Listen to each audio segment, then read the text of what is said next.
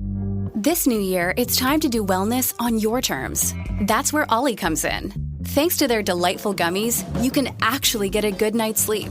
And you might finally stand a chance of staying focused. Because this is the year of you. Discover Ollie vitamins and supplements. These statements have not been evaluated by the Food and Drug Administration. This product is not intended to diagnose, treat, cure, or prevent any disease. This episode is brought to you by JLL. Get an insider view into the world of commercial real estate with JLL's podcast, Trends and Insights, the Future of Commercial Real Estate. Whether you're curious about making cities more sustainable, the evolution of office space, or AI opportunities, this podcast will help keep you a step ahead. Tune in for candid conversations with business leaders about the biggest trends impacting how we live, work, and play. Subscribe to Trends and Insights now at jll.com/podcast. This is Optimal Finance Daily, episode 2644. Making the Case for Higher Pay, Why 3% Raises Suck, by Chris Reining of chrisreining.com. And I'm your host and personal finance enthusiast, Diana Merriam. We're going to jump right into today's post and start the week as we optimize your life. Making the Case for Higher Pay, Why 3% Raises Suck, by Chris Reining of chrisreining.com. The three things I write about, which will let us reach financial independence, are how we can spend less, save more, and invest. One of the easiest ways we can save more is so simple, it's brilliant. Make more money and keep our spending flat. The 3-step plan for this is so simple, even Miley Cyrus could put it into action. Number 1, make the most money you can. Number 2, create a lifestyle where you spend the least amount of money possible. Number 3, by nature of steps 1 and 2, you automatically increase the amount of money you save. Invest this. I put this plan into action in 2010, and I want to share the results of what will happen with my own chart of expenses, income, and savings. Over the years, as my income increases, my savings increases. Meanwhile, the amount of money I spend has slowly decreased. At this point, my expenses will flatline, step 2, because I've ratcheted down my spending as far as I want to. Therefore, in the future, my savings should mimic my income. If I make $1 more, I'll save $1 more, step 3. I want to talk about step 1 more, making the most money. First, pretend for a minute we're graduating from college. For some readers, that will soon be a reality. We're bright-eyed and bushy-tailed and ready to make the most of our degrees. We land our first job and we're really excited because all that hard work in school has paid off with a salary of $50,000, roughly the starting salary for new graduates across all degrees. Cool, we can afford all those good microbrews now. We bust our ass at our job, crank out excellent work, but at our first yearly review, we're in for a rude awakening. What's this? A $1,500 raise? You're kidding me. Typical merit raises over the last few years have hovered around the 3% mark. While that's nothing to celebrate, it should meet and slightly exceed the inflation levels that make everyday goods and services from eggs to healthcare go up year after year. But we're better than that. We're performing. We should be compensated more for our work. And I want to make sure that you are, not only because you deserve it if you're a top performer, but because of the huge difference it makes in your lifetime earnings. Your future self will thank you. Let's check out 3 different scenarios and then a real-life example. Number 1, 3% yearly raises. We show up, go through the motions, and get a clockwork 3% raise every year for 43 years until we retire at 65. Using the compound interest equation, we can calculate the salary we'll make when we're 65, about $178,000. This adds up to a lifetime earnings of $4,452,420. Number 2, 5% yearly raises. We show up and put in extra effort, get a promotion here and there, and average a 5% raise every year until retirement, which is a $400,000 salary at 65.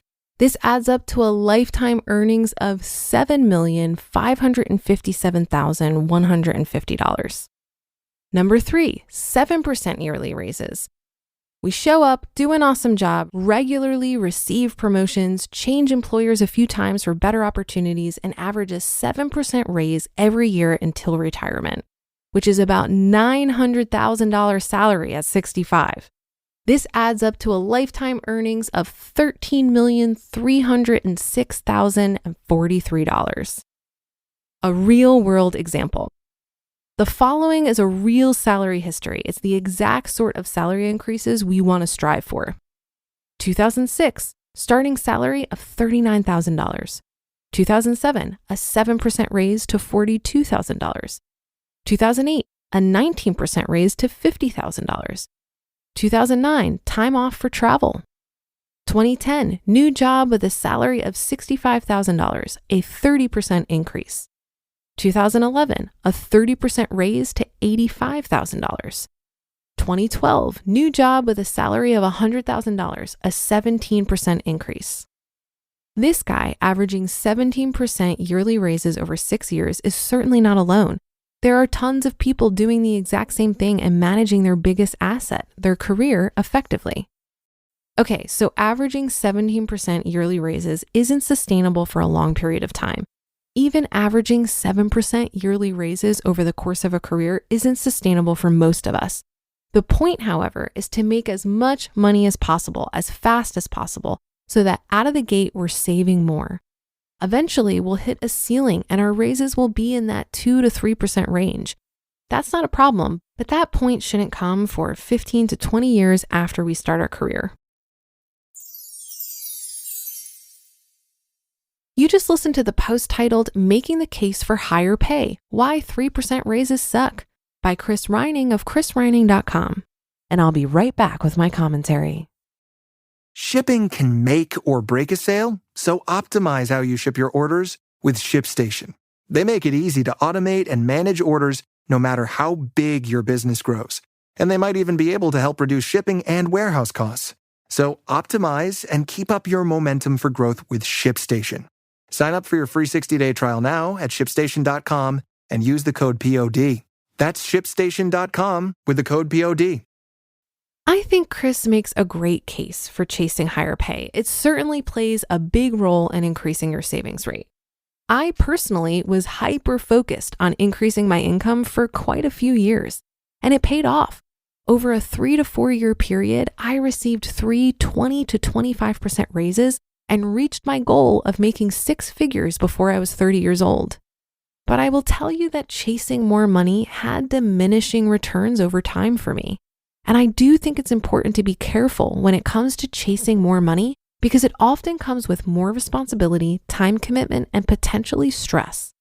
The last time I was up for a raise, I asked for something else, more time and freedom. This was when I moved to Cincinnati from New York City and convinced my employer to let me work remotely before it was the norm.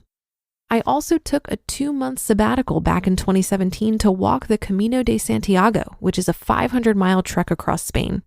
This post made me think of a fantastic book by Cal Newport called So Good They Can't Ignore You.